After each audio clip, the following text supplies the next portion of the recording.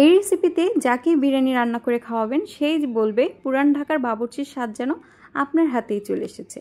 আর তাছাড়া অনেকেরই কিন্তু অনেক রকম সমস্যা হয়ে থাকে বিরিয়ানি রান্নার ক্ষেত্রে, যেমন ধরেন চালটা নরম হয়ে যায় অথবা শক্ত হয়ে যায় বা ঝরঝরে থাকলেও যেন মোলায়েম হয় না। তো সকল সমস্যার একটি সমাধান নিয়ে চলে আসলাম। হ্যালো এভরিওয়ান, আসসালামু আলাইকুম, welcome back to my another recipe. আজকে আপনাদেরকে দেখাবো একদম 100% অথেন্টিক রেসিপিতে প্রতিটি টিপস সহ একটি পূর্ণাঙ্গ বিরিয়ানির রেসিপি। তো চলুন আর দেরি না করে মূল রেসিপিতে চলে যাই। তো এখানে আমি একটি কড়াই নিয়ে নিলাম পরিমাণ মতো তেল, সাথে দিয়ে দিলাম 1 কাপ পেঁয়াজ কুচি, আর দিলাম 4-5টা দারচিনি, আর দিয়ে দিয়েছি 3-4টা তেজপাতা। আমি পেঁয়াজটাকে খুব ভালো করে ভেজে নিব যতক্ষণ না একদম বেরেস্তা হয়ে যায়। তারপরে এখানে দিয়ে দিব আমি একটি বাটা মশলা। এখানে আছে 1 টেবিল চামচের মতো পোস্তদানা, 1 চা চামচ জয়ত্রী, আর আছে একটা জয়ফল। 5 ভাগের 1 ভাগ আমি প্রতিটি মশলার উপাদান কিন্তু বলে দিয়েছি 1.5 কেজি মাংসের জন্য। আর দিয়ে দিলাম এখানে 1/2 কাপ আদা বাটা, 1/2 কাপ রসুন বাটা। এরপর এখানে দিয়ে দিলাম সামান্য পরিমাণ এলাচের গুঁড়া। আমি এলাচটা সবসময় গুঁড়া ইউজ করি, এতে করে ফ্লেভারটা খুব ভালোভাবে ছড়ায় আর মুখেও পড়ার কোনো ভয় থাকে না। তারপর আমি এই আদা রসুনটাকে ওই এলাচের গুঁড়ার সাথে প্রায় 2-3 মিনিট ভেজে নিয়েছি। এরপর দিয়ে দিলাম এখানে 1 চা চামচের মতো লাল মরিচের গুঁড়া, দিয়ে আবারও খুব ভালোভাবে মশলাটা ভেজে নিয়ে দিয়ে দিলাম সামান্য পরিমাণ পানি মশলাটা কষানোর জন্য। তারপর আমি এখানে মশলাটা খুব ভালো করে কষিয়ে নিব। দিয়ে দিলাম পরিমাণ মতো কাঁচামরিচ ফালি করে রাখা। এরপর আমি এই মশলাটাকে কষিয়ে নিব প্রায় 4-5 মিনিটের মতো মিডিয়াম টু লো হিটে। এতে করে দেখবেন ফ্লেভারটা খুব ভালো আসবে, তরকারির কালার থেকে শুরু করে টেস্ট খুব সুন্দর আসবে। মশলাটা যখন একদম কষানো হয়ে যাবে, তেলটা আলাদা হয়ে যাবে, ঠিক সেই পর্যায়ে আমি এখানে আমার বিফটা দিয়ে দিব। আমি এখানে 1.5 কেজির মতো মাংস নিয়েছি, আবারও বলে দিলাম, আর প্রতিটি মশলার অনুপাত 1.5 কেজি মাপেই বলে দিচ্ছি। এরপর দিয়ে দিলাম পরিমাণ মতো লবণ, আর দিয়ে দিলাম এখানে 1/3 কাপ টক দই। একদম ভালো করে ফেটিয়ে নেবেন টক দইটা, নতুবা অনেক সময় তরকারিতে দিলে একদম ছানা ছানা হয়ে যায়, সেক্ষেত্রে খুব ভালো করে ফেটে দিতে হবে। তারপর মশলাটার সাথে টক দই সব কিছু আমি খুব ভালো করে মিশিয়ে নিয়ে সেই বাটিটাতেই 1 বাটি পানি আমি এখানে দিয়ে দিলাম। এতে করে বারবার পানি দেওয়ার ঝামেলা হবে না, একবারই মাংসটা কুক হয়ে যাবে। তারপর আমি এখানে দিয়ে দিলাম পরিমাণ মতো পেঁয়াজ কুচি। এই পেঁয়াজটা দেওয়ার কারণে গ্রেভিটা অনেক ঘন হবে আর পোলাওটাও খুব মোলায়েম হবে খেতে, মশলাটা একদম মাখো মাখো হয়ে যাবে। এরপর ঢাকা দিয়ে রেখেছিলাম বলক আসা পর্যন্ত। ঢাকাটা উঠিয়ে খুব ভালো করে নাড়াচাড়া করে আবারও ঢাকা দিয়ে রেখেছি মাংসটা 70% কুক হওয়া পর্যন্ত।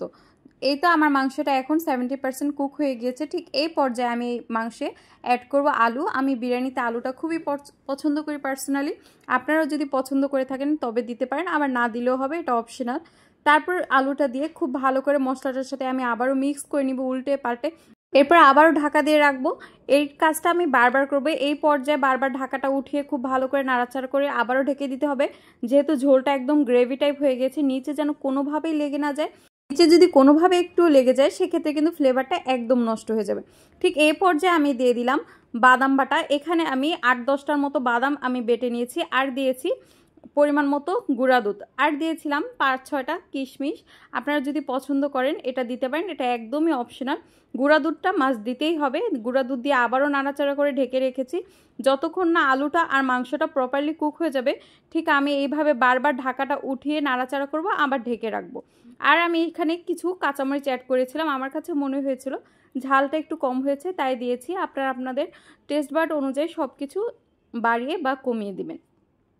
আমি খুব ভালো করে মশলাটার সাথে মিশিয়ে নিচ্ছি উল্টে পাল্টে, আবারও কিছুক্ষণ ঢাকা দিয়ে রাখবো। অ্যাট লাস্টে আর আমাদের ঢাকা দেওয়ার কোনো প্রয়োজন নেই, যেহেতু মাংসটা আর আলুটা একদম কুক হয়ে গিয়েছে।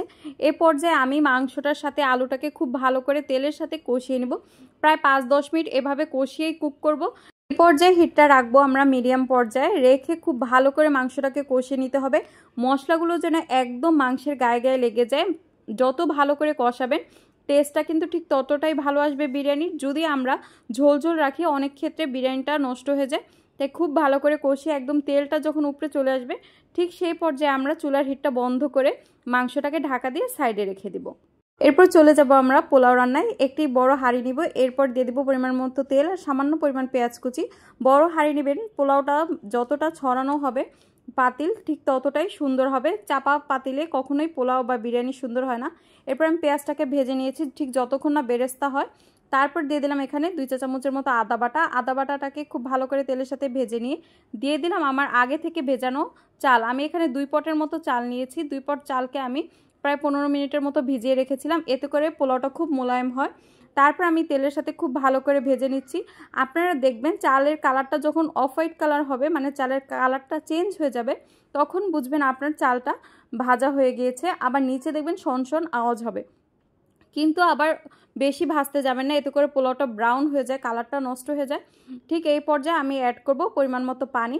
আমি চোখের আন্দাজেই পানিটা অ্যাড করেছি। আপনারা সবসময় মনে রাখবেন, যদি নতুন চাল হয় সেক্ষেত্রে 1 পট চালের জন্য 1.5 পট পানি, আর যদি পুরান চাল হয় 1 পট চালের জন্য 2 পট পানি। এভাবে রান্না করলে আপনাদের পোলাওটা একদম পারফেক্ট হবে। এরপর এই পর্যায়ে আমি দিয়ে দিব পরিমাণ মতো লবণ, ঠিক যতটুকু লবণ লাগে পোলাওর জন্য, যেহেতু মাংসে আমার আগে থেকেই লবণ দেওয়া আছে। তো এই পর্যায়ে আমি ঢাকা দিয়ে রেখেছিলাম কিছুক্ষণ, যতক্ষণ না পানিটা একদম ভালো করে বলক আসে। আরেকটা কথা, আমি কিন্তু এখানে গরম পানি ইউজ করেছি। পোলাও বা বিরিয়ানি রান্নার ক্ষেত্রে অবশ্যই গরম পানি ইউজ করবেন, নতুবা বলক আসতে আসতেই পোলার চালটা নষ্ট হয়ে যায়। অনেক সময় আঠা হয়ে যায় বা সেদ্ধ হয় কিন্তু ঝরঝরে হয় না, এরকম নানা রকম প্রবলেম হয়ে থাকে, তাই গরম পানি ইউজ করবেন। এরপর চালটা যখন মাখো মাখো হয়ে যাবে, একটু পানি থাকতে আমরা আমাদের মাংসটা দিয়ে দিব। এতে করে কি হবে, মাংসের সাথে পানিটা খুব ভালো করে মিশবে, ঝোলটা একদম প্রতিটা পোলাওর চালের গায়ে গায়ে লেগে যাবে। দেখতেই পাচ্ছেন, এই জিনিসটা দেখেই বুঝতে হবে আমি ঠিক কিভাবে মিক্স করছি, আর দেখলেই কিন্তু বোঝা যায় প্রতিটা চালের গায়ে মাংস একদম ভালো করে লেগেছে।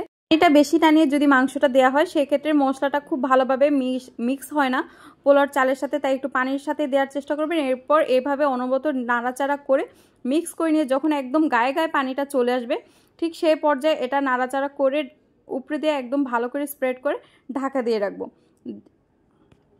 এটা আপনাদের দেখেই বুঝতে হবে, আমি যেভাবে করছি এভাবে করার চেষ্টা করবেন, তবেই দেখবেন আপনাদের চালটা একদম মোলায়েম হবে আর সাথে ঝরঝরে হবে।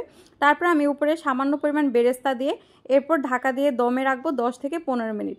15 মিনিট পর ফিরে আসলাম। দেখেন আমার পোলাও কিন্তু একদম রেডি। বিরিয়ানিটা আমি নিচ থেকে উল্টে পাল্টে মিক্স করে নিব। বারবার দমে দেওয়ার কোনো প্রয়োজন নেই, জাস্ট 15 মিনিটের জন্য এভাবে ঢেকে রাখলে আমাদের বিরিয়ানিটা কিন্তু একদম পারফেক্টলি কুক হয়ে যাবে। তারপর আমি আবারও ঢাকা দিয়ে কিছুক্ষণের জন্য রেখে দিলাম, প্রায় 2 থেকে 3 মিনিট, যেন উপরে চালগুলোও প্রপারলি ফুটে যায়।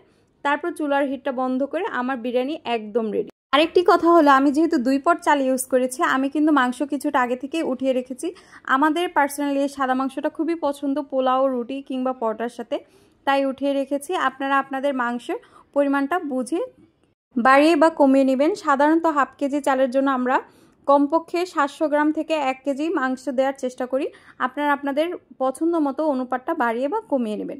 আমার বিরিয়ানি কিন্তু একদম রেডি। এখন আমি প্লেটে সার্ভ করে নিচ্ছি, সাথে দিয়ে দিব একটু বেরেস্তা আর সালাদ। মাখে খেতে এত অসাধারণ লাগে, কি আর বলবো। এই বিরিয়ানি যাকে খাওয়াবেন সেই আপনার ফ্যান হয়ে যাবে, একদম 100% গ্যারান্টি দিয়ে বলছি। পুরান ঢাকা ছেড়ে বারবার আপনার কাছে আবদার করবে যেন এই বিরিয়ানি রান্না করে খাওয়ান। তো আজকে এই পর্যন্তই, সবাই ভালো থাকবেন। আমার রেসিপিটি ভালো লেগে থাকলে অবশ্যই আমাকে লাইক, কমেন্ট ও ফলো দিয়ে পাশে থাকবেন। ধন্যবাদ সবাইকে, সবাই ভালো থাকবেন। আল্লাহ হাফেজ।